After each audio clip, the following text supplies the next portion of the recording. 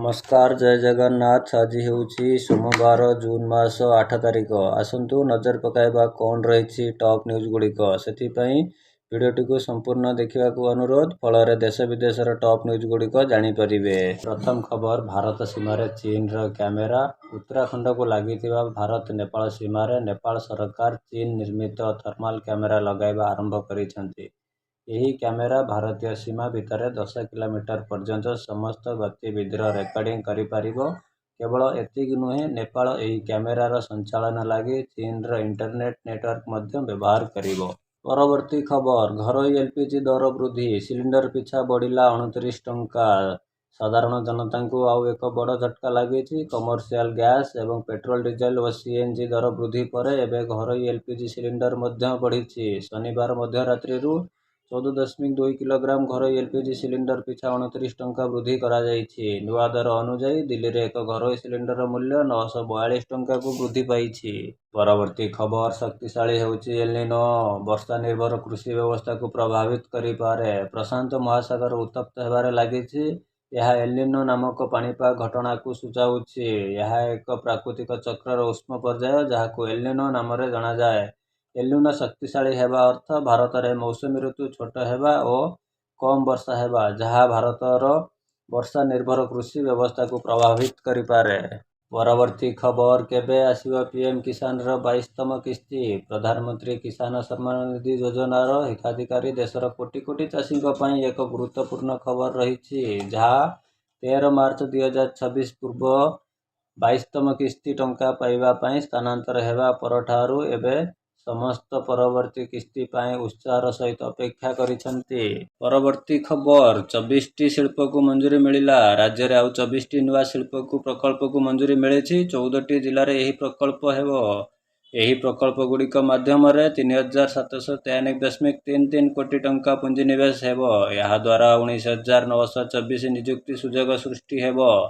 परवर्ती खबर, भैभव सांगरे जिबे बापा माँ। रिपोर्ट अनुसार बेबी बस्क ପାଇଁ स्वतंत्र प्रस्तुति होईछि। बोर्ड तांकर प्रतिभा सह बयस को ध्यान रे रखिछि एवं गुरुत्वर सह नहिछि। आयरलैंड एवं इंग्लैंड विपक्ष रे टी20 सीरीज ପାଇଁ भैभव को दल रे शामिल करा जाइछि। एही गस्तरे भैभव सह तांका माता पिता मध्य जिबे। विदेश परिस्थिति एवं सीनियर टीम रो माहौल को नजर रे रखी यही निष्पत्ति निया जाइछि। फलरे वैभवंकर सेठारे सहज अनुभव करिपारिबे। परवर्ती खबर, विजिलेंस जाल रे बालीगुड़ा आईटीडीए। सरकारी जंत्री वैकुंठ नाथ बेहेरा आय बहिर्भूत संपत्ति ठूल को अभियोग रे जंत्री 9टी ठिकाणा गतकाली रेड होइथिला। तांकर लकरु 2 कोटी टंका ठाब होइछि।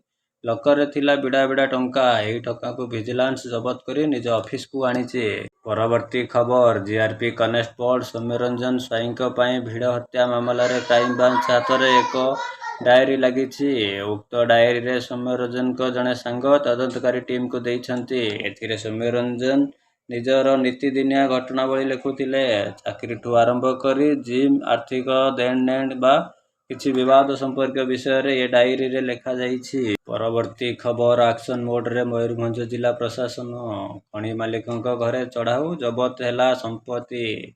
खଣି मालिकଙ୍କ घरे बड़ धरणर चढ़ाऊ। 70 कोटी टंकार बकेया आदाय ପାଇଁ संपत्ति दखल प्रक्रिया जारी। मयूरभंज जिले में बेआईन खଣି कारोबार और राजस्व आदाय क्षेत्र में जिला प्रशासन दृढ़ कार्यानुष्ठान ग्रहण करिछि।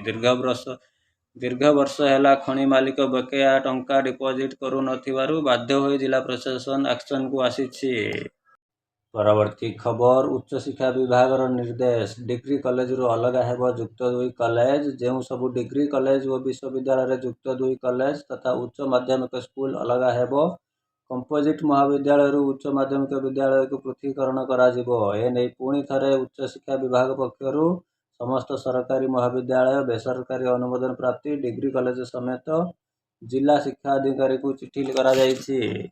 परवर्ती खबर, प्रबलरु अति प्रबल वर्षा। सारा राज्य रे ग्रीष्म प्रभाव सह गुळीगुଳି जारी रहिथिबा बेले संध्यारे कालबैशाखी तांडव रचुछि। आसंता 10 तारिख पर्यंत एभଳି स्थिति लागि रहइबो बोली आंचलिक पाणीपाग विज्ञान केन्द्र पक्षरु सूचना दिया जाइछि। परवर्ती खबर, गोदावरी मिश्र आदर्श प्राथमिक विद्यालय योजना रे शामिल हेबो आउ 204टी स्कूल। आज यार पड़िबो भित्ति प्रस्तर। मुख्यमंत्री मोहन चरण माझी ଶିଳାନ୍ୟାସ କରିବେ।